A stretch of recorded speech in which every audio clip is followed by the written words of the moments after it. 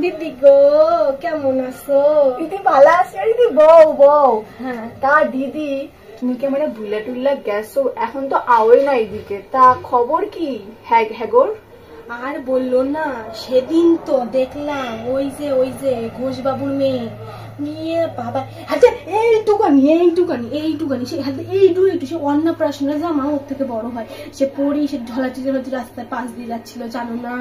সেই সব ছেলেরা হা করে তাকায়। তুমি এই বলছো? মুখার্জি বাড়ি মাইয়া রাত্রেবেলা দুইটা পুলার লগে আইছিল, কি কোমর ঢলতি। তারপর আমি জিজ্ঞাসা করলাম যে এটা ক্যাডাই রে, দুইটা ক্যাডাই জানো? কি কয় কি ভাই।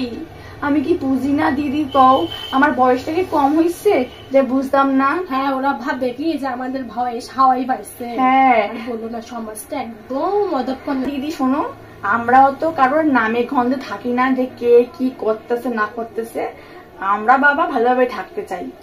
আর বলো না, সমাজটা পুরো অদক্ষণ সত্যি গেছে। আমাদের কি আমগো পুলা পাইন্ডি ভালো লাগলেই হইলো। সত্যি তাই, ওদের নিয়ে বেশি টেনশন হয়। বয়স যা হচ্ছে, সমাজ যা হচ্ছে, সত্যি তাই। যাই হোক, আমরা আবার ডায়েরি বসানো আছে। হ্যাঁ দিদি আবার এসো খানে, এখন তো তুমি আসোই না, ভুল্লা টুল্লা গেছো। দিদি আবার এসো।